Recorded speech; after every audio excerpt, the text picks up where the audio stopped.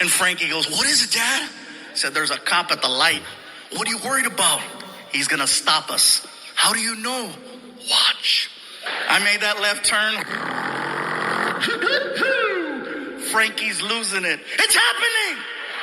He gets to the window and he's got the flashlight and he shines the light right in my face. He's like, "License?" Yeah. Here. He takes the license and then, of course, "Do you know why I stopped you?" "Officer, no, I don't, but I'm sure you're about to tell me. You don't have a front plate on your car." I said, "Officer, you're absolutely right. I do not have a front plate on my car, but my name is actually on the front of the car." The officer walks around to the front of the car and he takes his flashlight and he shines the light right on the hood. And he does this. He goes, "I knew it." And my son goes, "What does that mean?" I said, "That means we get to go." Good morning. It's Wednesday, None Braver Wednesday, January the 24th, and this is The True Conservative. Welcome to all the butchers, bakers, and candlestick makers out there. I'm Ron, your host, and the only true conservative in the United States today. So today, after the Serenity Prayer and the patriotic song of the day, we will have news shorts, patriotic shorts, motivation shorts, Bishop Barron, Ayn Rand, the 33 Strategies of War, and an excerpt from the book None Braver. All that and more when I get back.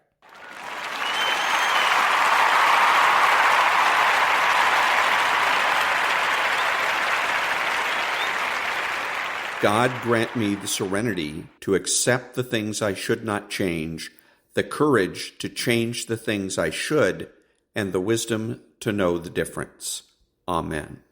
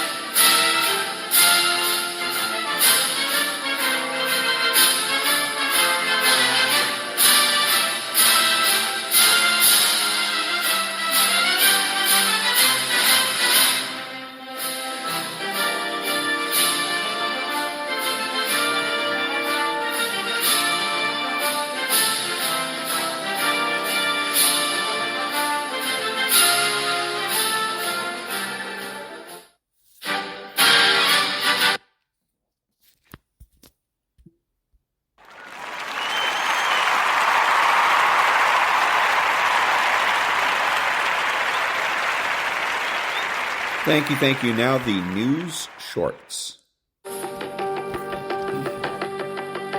Iran fired missiles at what it claimed were Israeli spy headquarters near the U.S. consulate in northern Iraq last night. The U.S. condemned those strikes, which heightened regional tensions as Israel continued its attacks against Hamas militants in Gaza. NBC's Richard Engel reports from Jerusalem. Last night, there was a mysterious and potentially very provocative attack carried out by Iran into neighboring Iraq.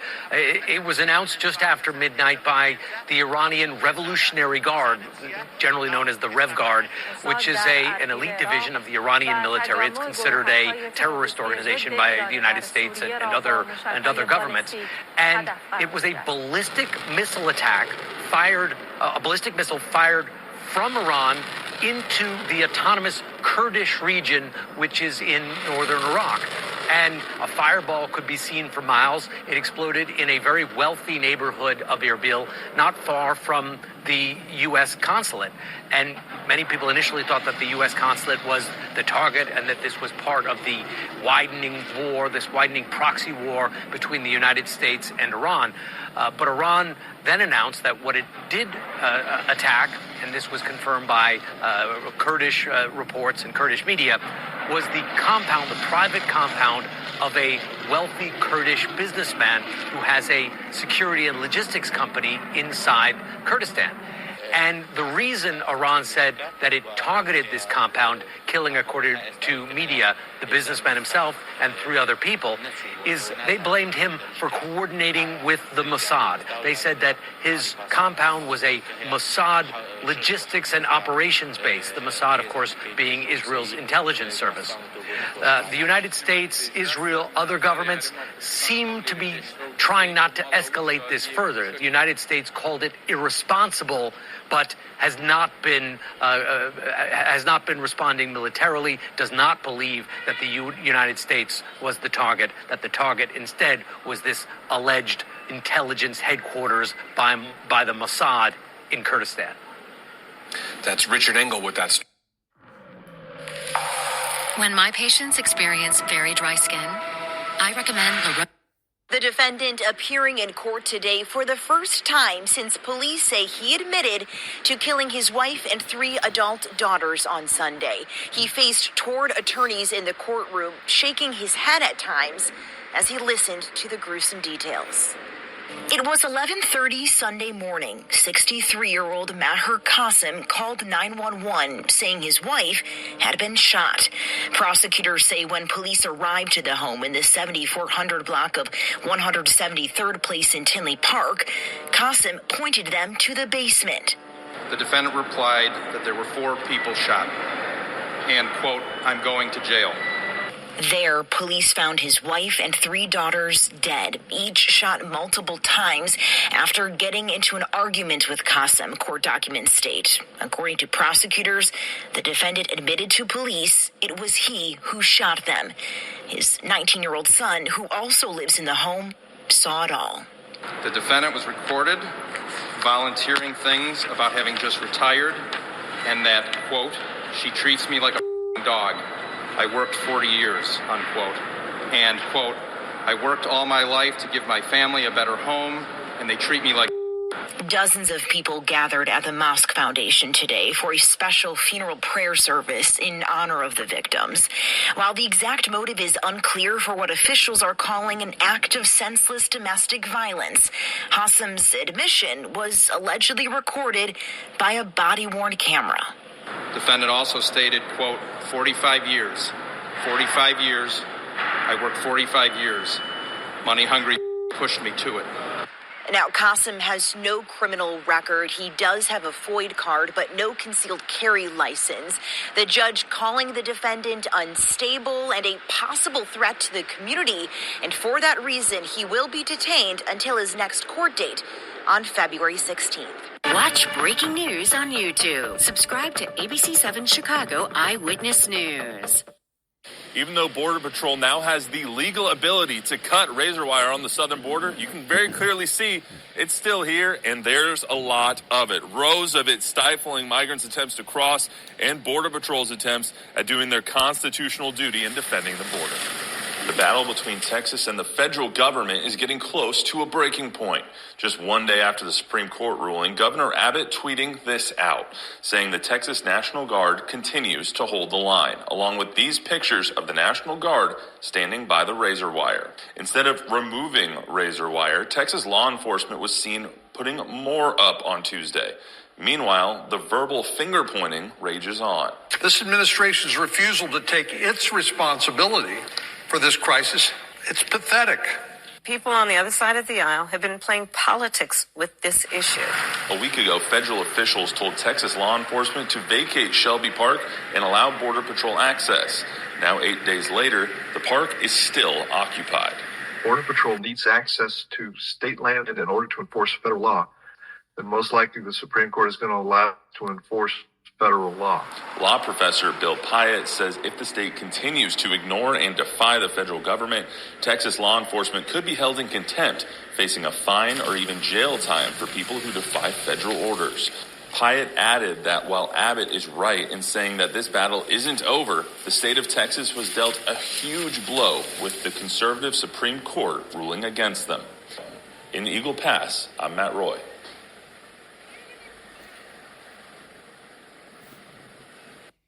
Israel's military announced today that nearly 24 soldiers were killed yesterday fighting in Gaza, the deadliest day for Israel since Hamas's October 7th terrorist attacks.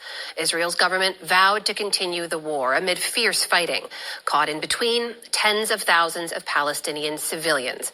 In a moment, Nick Schifrin speaks with the UN's humanitarian chief about conditions in Gaza, but first, his report on this deadly day for Israel's defense forces. A prayer for the dead.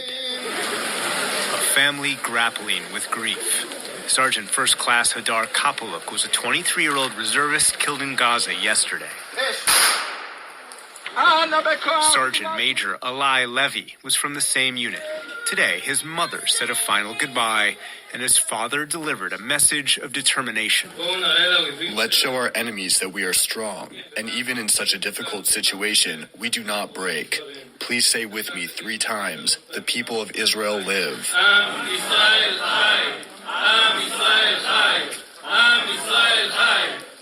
An Israeli officer described how 21 reservists died in the destroyed building behind him. The 261st Brigade was preparing to demolish the building with their own explosives when a Palestinian militant opened fire, said Israeli Army spokesman Rear Admiral Daniel Hagari. The first rocket hit one of the buildings in which explosives had been laid out. The hit apparently led to the explosion that caused the collapse of the building and the collapse of the building next to it. The fighting is most intense in southern Gaza on Hamas's home turf, literally. Hamas video shows a fighter firing from a bedroom window. And Hamas fighters shooting from inside blown-out buildings, aiming at Israeli soldiers in buildings across the way. Israeli military video shows soldiers in close combat and exposing what Israel says is a Hamas tunnel next to Khan Yunis schools. Today, Israeli Prime Minister Benjamin Netanyahu vowed victory. Together we will fight, and God willing, together we will win. In southern Gaza, victims of the war arrive by donkey cart. Ahed Masma in green bears no relation to the victims. He was, instead, the bearer of bodies he found near his home. He brought them here to try and give dignity to the dead. Seeing them gives one chills. No matter how hard it was, we would have brought them, even if there was an aircraft above us wanting to target us. Others are caught in an endless cycle of displacement, fleeing farther and farther south into less and less land. Where do we go? This is the 17th time I've left my home. Where should I go? El Torito presents Brunch Auténtico. Create your own weekend brunch. Just into the 10 Tampa Bay newsroom, Ohio has joined Florida in banning gender-affirming care for minors.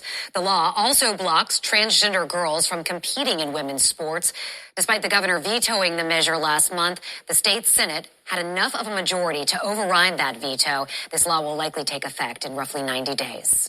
Russian military transport plane has crashed near Russia's border with Ukraine. All 74 people on board were killed. 65 of them were Ukrainian prisoners of war being transported within Russia.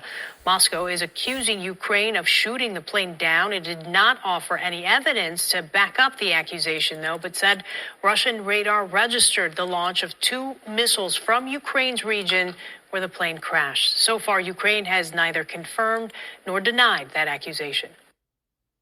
We are alarmed by the imminent execution in the United States of America of Kenneth Eugene Smith through the use of a novel and untested method, suffocation by nitrogen gas.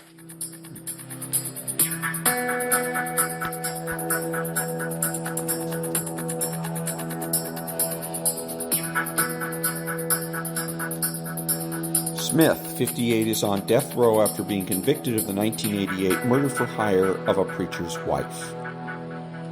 The American Veterinary Medical Association recommends giving even large animals a sedative when being euthanized in this manner, while Alabama's protocol for execution by nitrogen asphyxiation makes no provision for sedation of human beings prior to execution. Details of how the procedure with nitrogen would unfold are outlined in a 40-page protocol document, but the public version is heavily redacted. 3 states, Alabama, Oklahoma, and Mississippi, allow for the use of nitrogen hypoxia in executions, but no state has previously attempted to use it. Alabama tried to execute Smith by lethal injection in 2022, but were unable to connect an intravenous line into Smith's veins. Alabama Governor Kay Ivey defended the decision in a statement to ABC News, stating the inmate requested the method and that it had been thoroughly vetted.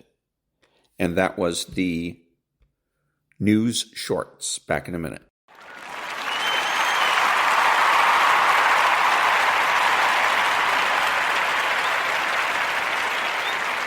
Thank you. Now, the military shorts.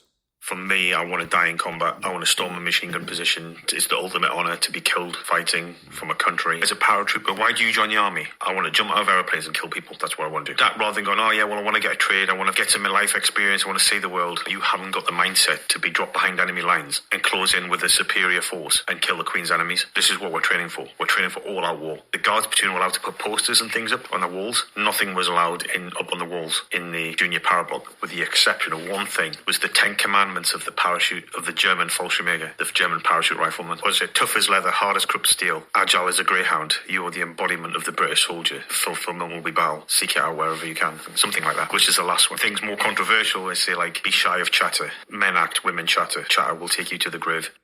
These helicopters that can lift fighter jets or multiple Humvees are pretty cool, but which one is the strongest? Number 5 is the CH-54 Tari from 1962 with a lifting capacity of 20,000 pounds. Number 4 is the CH-46 Chinook with most recent models from the 2000s with a lifting capacity of 26,000 pounds.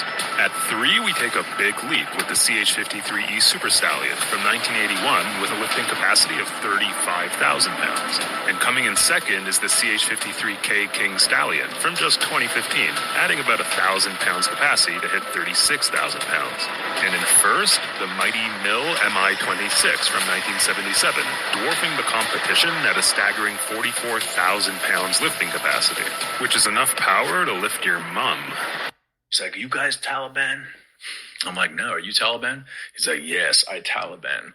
I'm like, oh, okay, cool. So inside the van, it's kind of dark too, so they can't see what we're really doing. This dude keeps trying to shut the car off and take the keys. I'm like, no, that was like RTTP. You're not getting in the car. I'm not getting out. You're not reaching in. So I'm pushing his hands back. I'm like, no.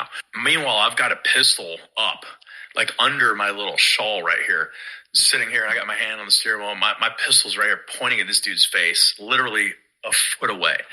It got to the point where it's getting pretty sketchy. This dude that's over here with an AK is like amped up.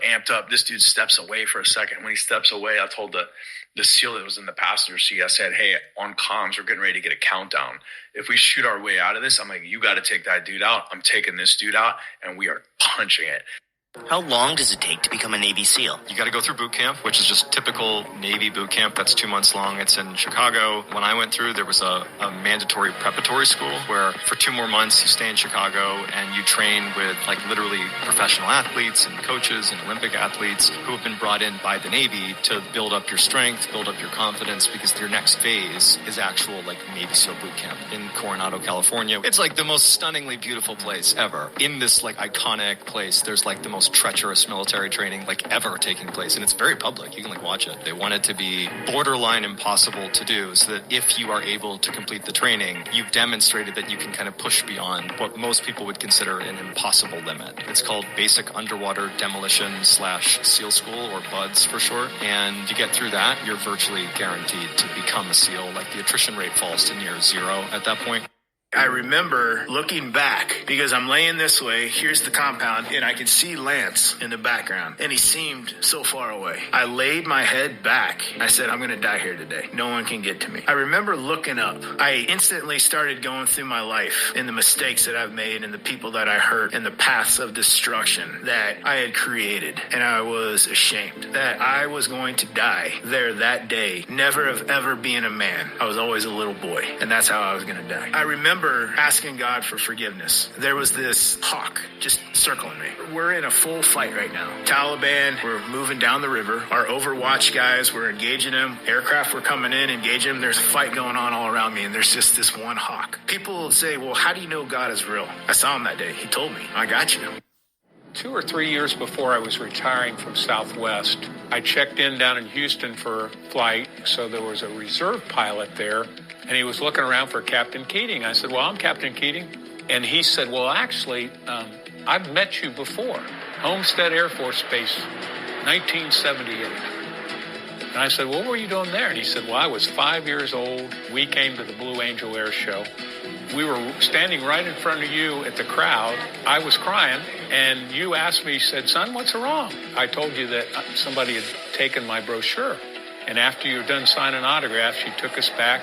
You put me in the cockpit of your airplane. You gave me a brochure. All the guys signed it. And he says, does this look like your signature? And he still had the little brochure that we had. He said, yeah, I never, when I saw your name on the list to go fly, I'm going, I know that guy. So I thought that was pretty cool. On March 15th, 1952, the USS Wisconsin, an Iowa-class battleship of the U.S. Navy, was bombarding targets near Songjin, North Korea, when she suffered her first and only direct hit ever from a North Korean shore battery. The 155mm North Korean shell tore through a splinter shield of a starboard 40mm gun mount and wounded 3 sailors. In response, the Wisconsin, or Big Whiskey, immediately fired a full salvo of her 16-inch main battery guns, completely destroying the shore battery and everything around it. In response, the USS Buck, a destroyer escorting Wisconsin, used her signal lamps to jokingly signal, "Temper, temper," at the American battle wagon. If I had to use any word to describe a battlefield, it wouldn't be scary, and it'd be confusing. All of a sudden, you see some dudes jump out, and you're like, there they are. Is that our guys? Who are those guys? Who are those guys? Squad should be over there. Like map check. Dude, shoot those guys. Do not shoot those guys. It gets really confused. You can get turned around in just a moment. There's 0 wars where there isn't friendly fire. It is absolutely unpreventable. You cannot possibly engage in warfare without friendly fire. I wish there was more I could do for my boys, she wrote home from Italy on Christmas 1943, the words smudged from her tears. She was Second Lieutenant Ellen Ainsworth, a nurse in the U.S. Army Nurse Corps, who volunteered to care for the wounded at the 56th Evac Hospital at Anzio, dubbed Hell's Half Acre because of how frequently it was bombed. She was off duty on the morning of February 10, 1944, but rushed to the hospital tent as soon as it came under heavy artillery shelling. Suddenly, a piece of shrapnel tore through the tent and pierced her chest. Bleeding heavily, she refused evacuation, instead helping to evacuate her patients. She saved dozens of lives that day, but her condition worsened. Lieutenant Ainsworth, along with 3 other nurses, would be the first women to ever receive Silver Stars from the Army, to go along with her Purple Heart. Sadly, Ellen Ainsworth would pass away 6 days later. Her last words were, "The Jerrys can get me, but they won't get my boys." He was the first graduate of what would be known as the Navy's Top Gun program and assigned to Fighter Squadron 114 based on the carrier USS Kitty Hawk. He had flown 74 successful missions in his F-4 Phantom and was just 4 days shy of returning home. His name was Charles Plum, and on his 75th mission, he was hit by a surface-to-air missile over North Vietnam. As he went for the eject button, his only thought was, "God, please let my parachute work." It did, and Charles Plum would spend the next 6 years in an 8x8 cell, where he was regularly beaten and tortured. 4 decades later, he was having dinner with his wife when a voice interrupted them. "You don't know me," said the stranger, "but I packed your parachute on the Kitty Hawk the day you were shot down. I'm glad to see it worked." "My God," Plum whispered, tears rolling down his face. "I thought about you every day for 6 years while I was a POW." And that was the military shorts. Back in a minute.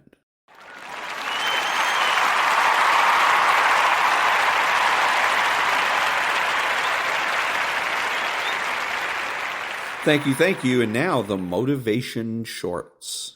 If you could change the way you wake up in the morning, stop saying, "I got to go to work. I got to work out.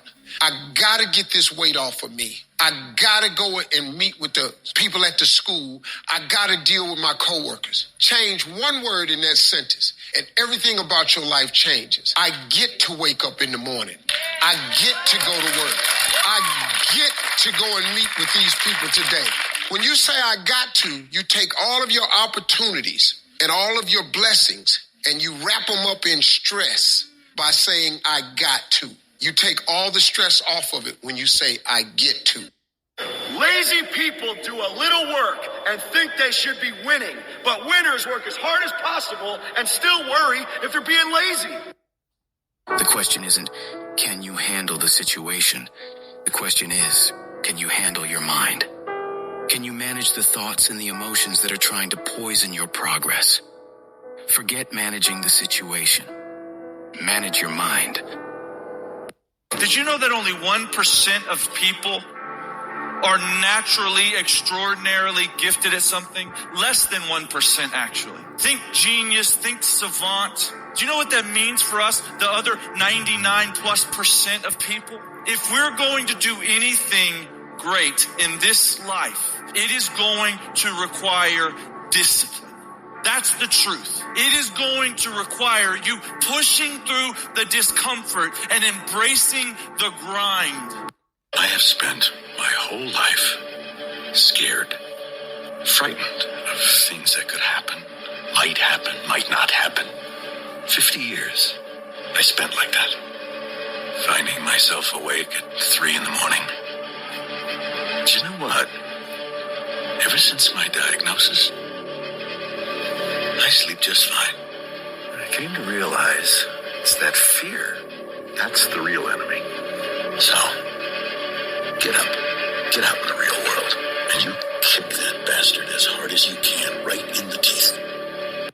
A lot of people can give up. It's easy to give up. It's the eeasiest thing in the world to do. All right, man, I'm done. I ain't going. I ain't going to keep going. I don't feel like going to work. It's very easy. But what's hard is going, yesterday I got nothing from working as hard as I could. Nothing happened from that. I'm going to do the same thing again today, but I'm going to try to go harder. That's the hardest thing in the world. To get up every day and give 100% and be in the same position that you were each day, but mentally know that you're trying and trying and trying. That's a real grind. I don't know what your future is, but if you're willing to take the harder way, the more complicated one, the one with more failures at first than successes, the one that has ultimately proven to have more meaning, more victory, more glory, then you will not regret it. Whatever you choose for a career path, remember the struggles along the way are only meant to shape you for your purpose. The Joker once said, "Smile because it confuses people. Smile because it's easier than explaining what is killing you inside. I'm not a monster. I'm just ahead of the curve in a world that's lost its way. They laugh at me because I'm different. I laugh at them because they're all the same. We stopped checking for monsters under our bed when we realized they were inside us. They need you right now. But when they don't, they'll cast you out like a leopard. As you know, madness is like gravity. All it takes is a little push. For my whole life, I didn't know if I even really existed. But I do. And people are starting to notice."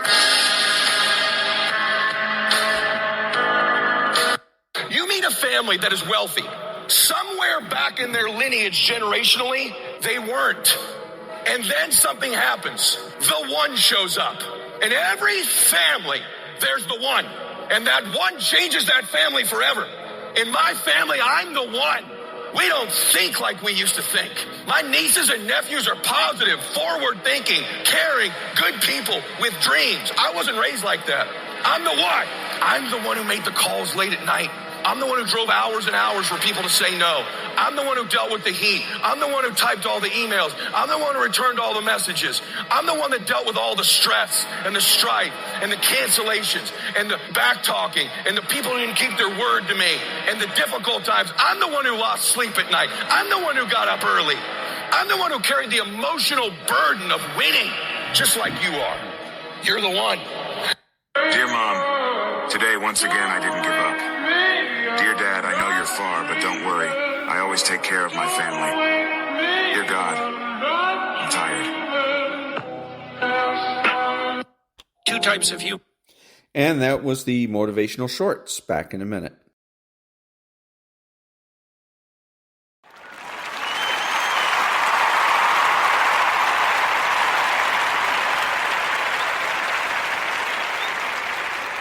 Thank you. And now, a little bit of police scanner. North on Sheridan, 10-4 and 2093. Going there first. Got it. Hey, Fred, I'm making a 5-ball on Howard. I gotta do an L check. Full patrol 7519 North Plano. Okay, give me one moment. I got all of that. 10-4. Yeah, tell fire to step it up. 10-4.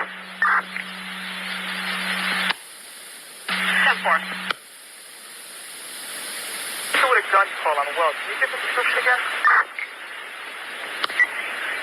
They coded it. Let me try to find it, reopen it.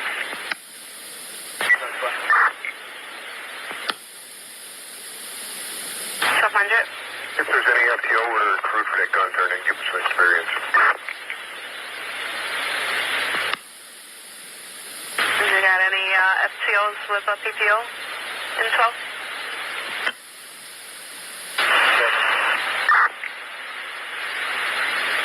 Self-15?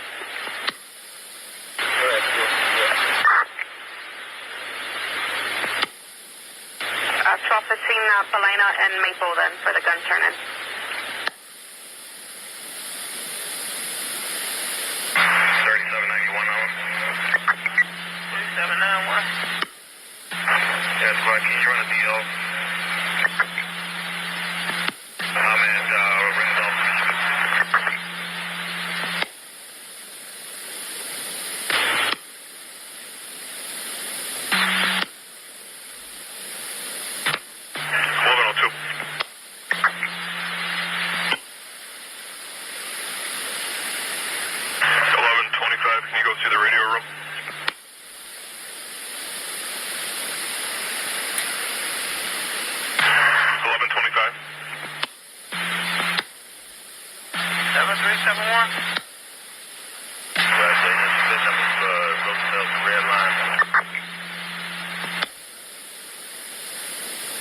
Middle school. 2 parents are fighting in front of the school on the weapons scene.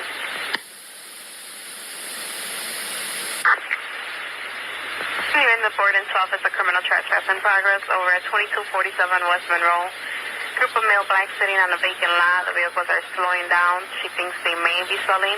Unknown, the building's directly across from the location. 2242 West Monroe, 12th District.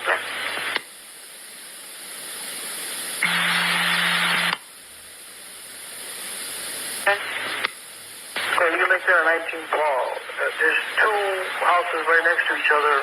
They live at the one house right next to it. So but we cleared them out from the vacant one. So 19 ball. Sorry, 10-4, thank you. Christensen hasn't been able to reach 78-year-old mom, Maria Rourke. Want someone to check on her. Getting a burglar alarm, 4446 Sheridan, 4446 Sheridan, apartment 3 Nora. Back to motion, a Parker in the 4400 block of Damon. And this is Auto, North Defense, 4631 Walcott, 4631 Walcott. White Saturn, 4-door, Zebra 392662. Was running and the horn was sounding. Collar removed from the ignition. 2791 unit on deal. Go ahead, Bud. Clear Bella to Tanisha Wilson, 9033 South Kingston, Pistol 8 of 2019, Class C driver's license. 10-4, can I have a big number for now, Randall? And you're 3791 who? Adam.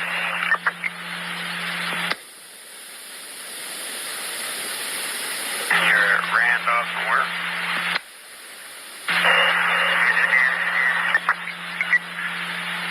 Alright. 10025, 10025.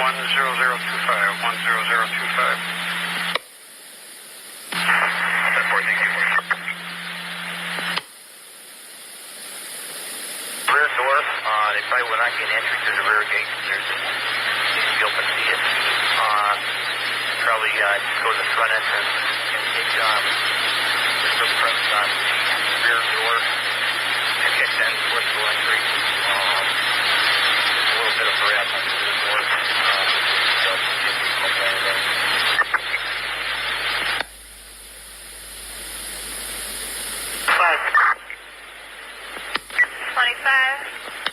We're surfing a traffic crash. We're going near north for gas station. Southbound, or northbound. I'm walking over.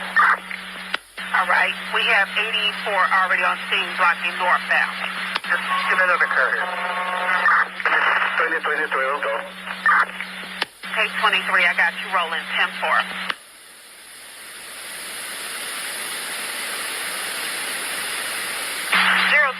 Do me a favor and log back on.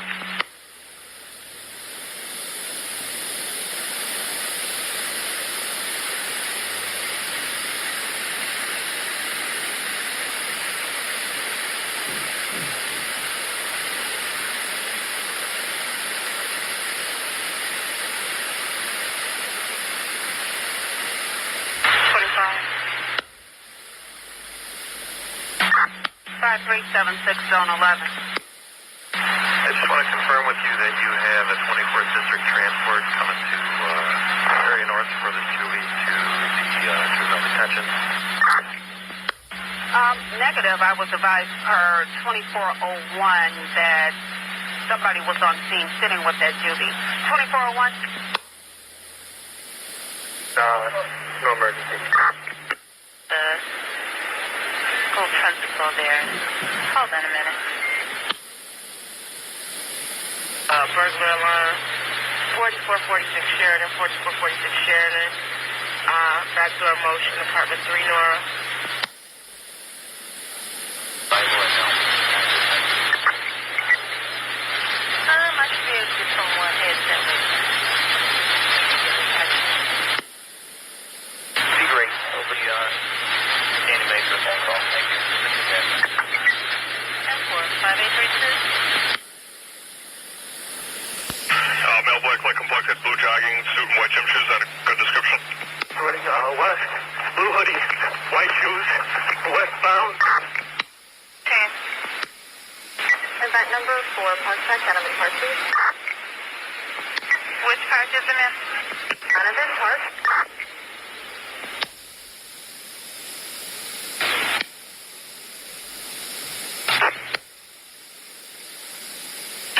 Alright, northbound, 4100 block of Maypole. 14th and Blue Island, 10-4. 7-1, I copy. 21. He checks well being at 2111 Pensacola on the 1. Macy wants you to check on the 78-year-old mom. Maria Rourke, she hasn't heard from her. She thinks something may be wrong with her.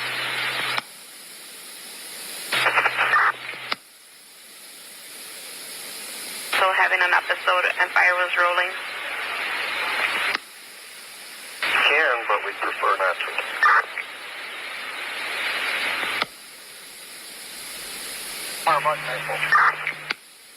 And it doesn't look like fire was rolling on that one. That was concerned citizen though. Okay, and did you have something on the board about a crash at 18th and Ashley? Because we're at 18th and Ashley, don't see anything.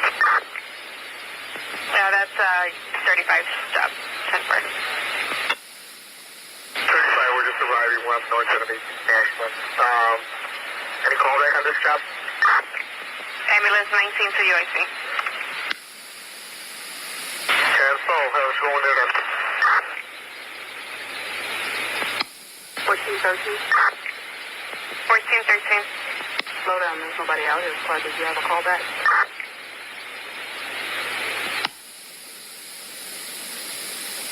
Needed up to Maple. And got a float on 3212 West on George Street. Was called in by the school. Okay, Maple and Keeler then, you're saying he made it up to? And then the last scene eastbound through Gangway? 126 is where he went through. They should be east of Keeler. 971.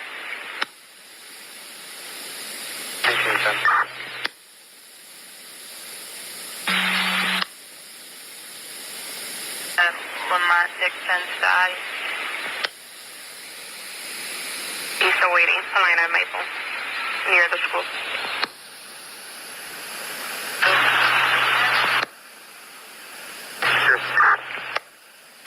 Battle accident with injuries, Sheridan and Wilson. Person on the bike was struck by a vehicle. You can go over there and get all the information. And that was a little bit of police scanner action. Back in a minute.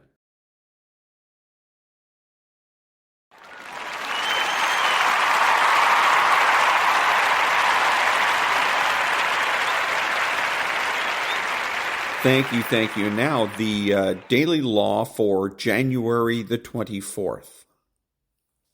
January 24th. Combine your fascinations. If you are young and just starting out in your career, you will want to explore a relatively wide field related to your inclinations. For instance, if your affinity is words and writing, try all the different types of writing until you hit upon the right fit. If you are older and have more experience, you will want to take the skills you have already developed and find a way to adapt them more in the direction of your true calling. Steve Jobs, as one example, merged his two great fascinations, technology and design. Daily law. Keep in mind that your calling could be combining several fields that fascinate you. Keep the process open-ended. Your experience will instruct you as to the way. The Laws of Human Nature, Chapter 13. Advance with a sense of purpose. The Law of Aimlessness. And that was the Daily Law for January 24th from the book The Daily Laws by Robert Greene. Back in a minute.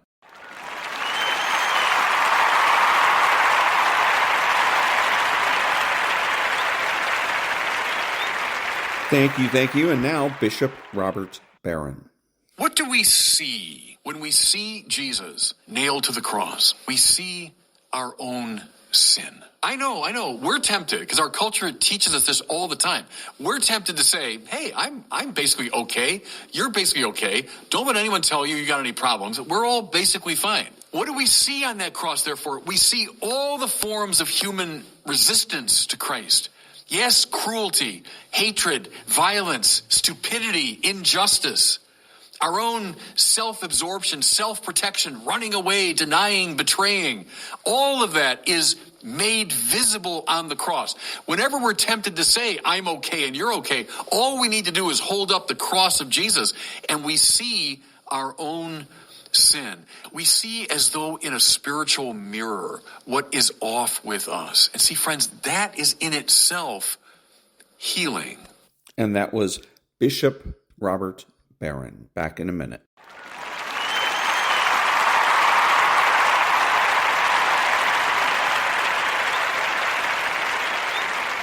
Thank you. Now, the Ayn Rand thought of the day. Quote, if concern with poverty and human suffering were the collectivist motive, they would have become champions of capitalism long ago. They would have discovered that it is the only political system capable of producing abundance.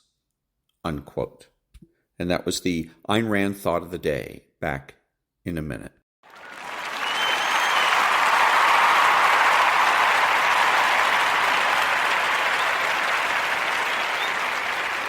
Thank you. This is Ron, your host, the only true conservative in the United States today. Thank you. So if you're a Democrat, you should be voting Republican and become a Republican because the pressure's off.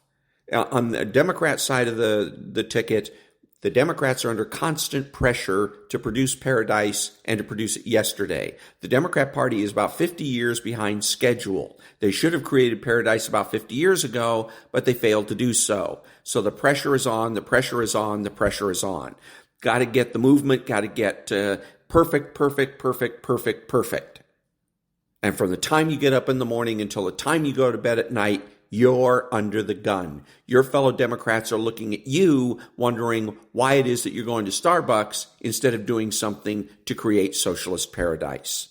But in the Republican Party, no such thing, because we're realistic. We know there's never been a paradise, there isn't now, and therefore there's not going to be any type of paradise other than the second coming of Jesus Christ. Back in a minute.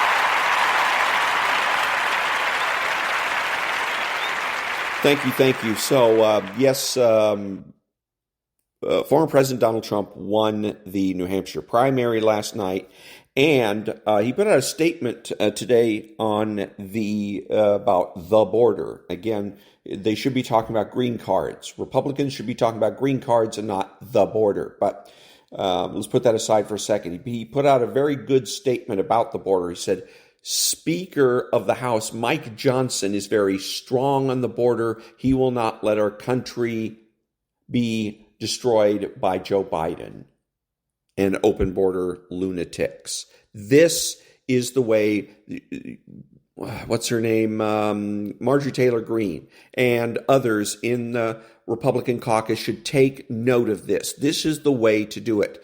You don't have to make yourself the lightning rod. You don't have to run around saying, close the borders or I'm not going to vote for. You don't have to do that.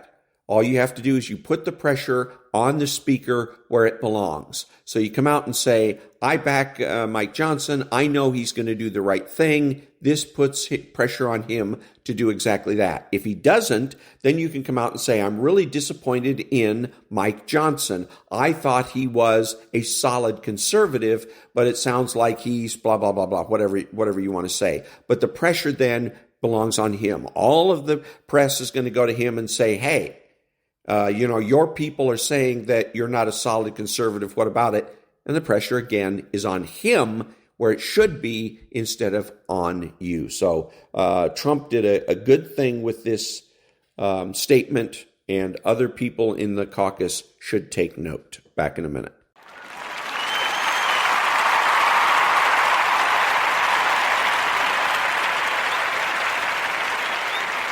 Thank you. The left bluffs their way through life, and they do it with the use of arbitrary claims.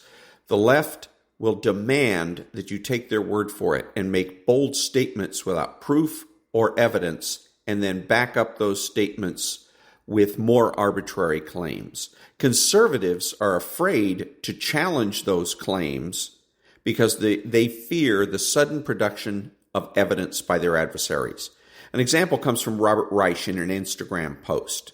Quote, new research shows that corporate profits drove 53% of inflation during the second and third quarters of 2023.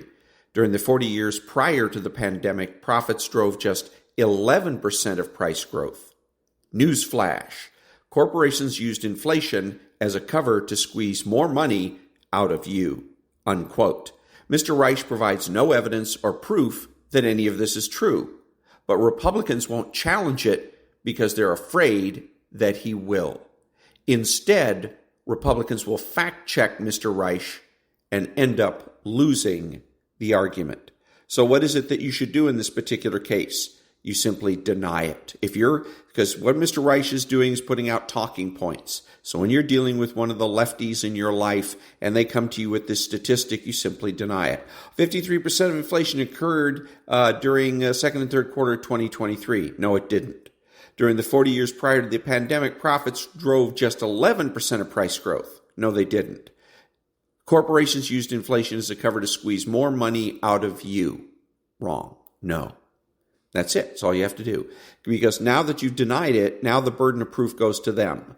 And these people have no evidence. They have no proof. They're not interested in evidence proof because those two things require research. They require effort. They like to win and win without effort. So remember, beware of the arbitrary claim. Back in a minute.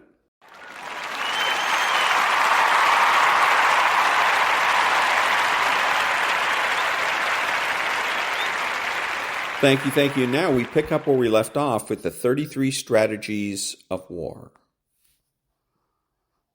Interpretation.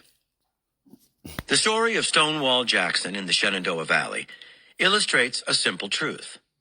What matters in war, as in life generally, is not necessarily how many men you have or how well supplied you are, but how your enemies see you. If they think you are weak and vulnerable, they act aggressively, which in and of itself can put you in trouble. If they suddenly think you are strong or unpredictable or have hidden resources, they back off and reassess.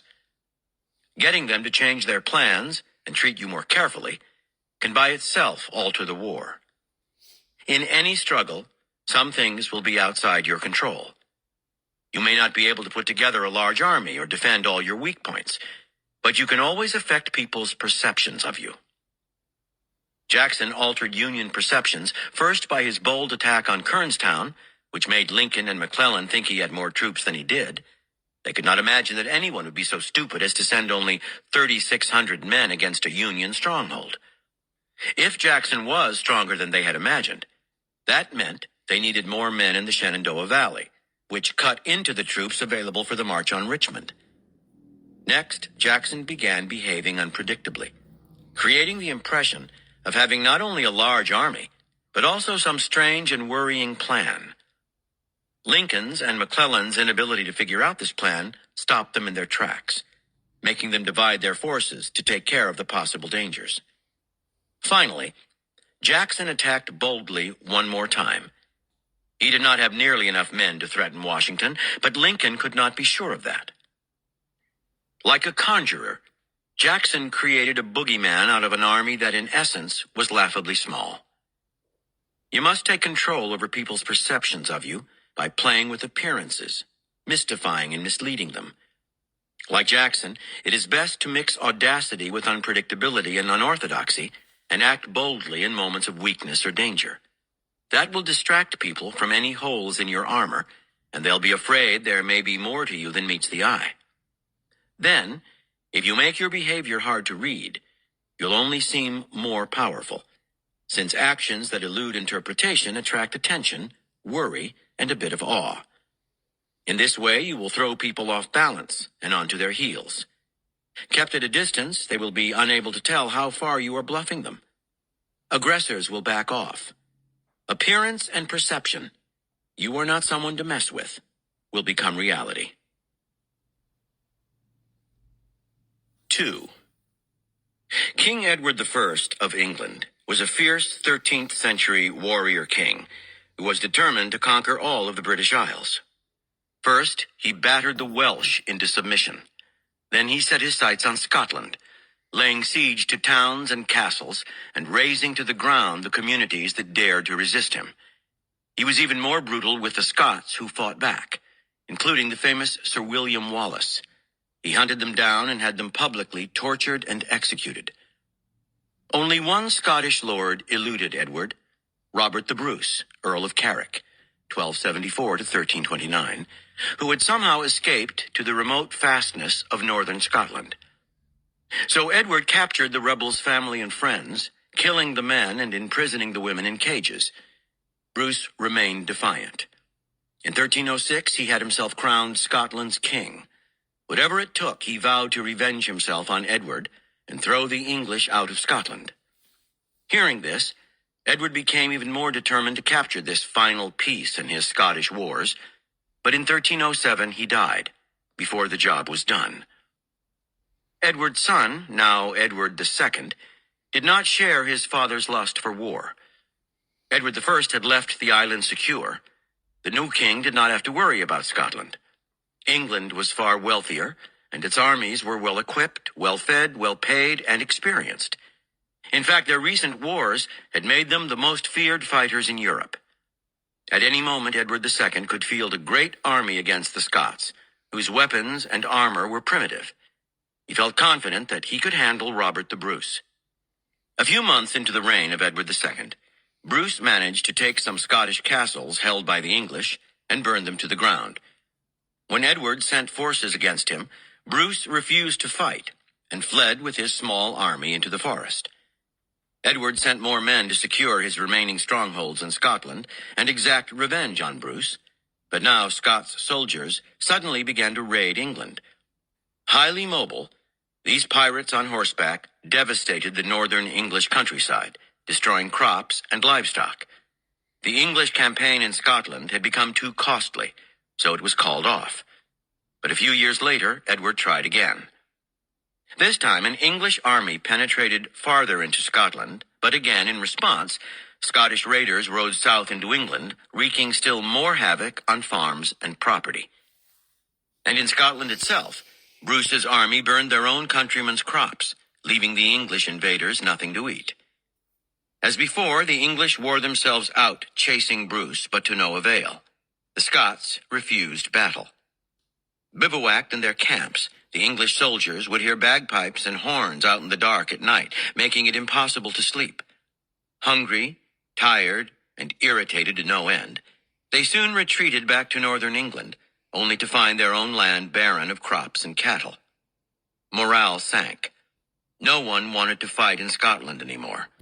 Slowly, one castle after another fell back into Scottish hands.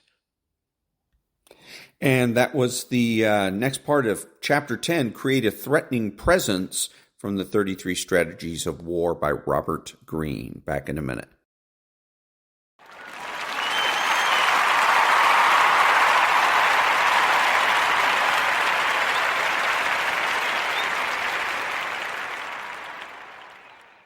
Thank you. Now we pick up where we left off from the book None Braver by Michael Hirsch.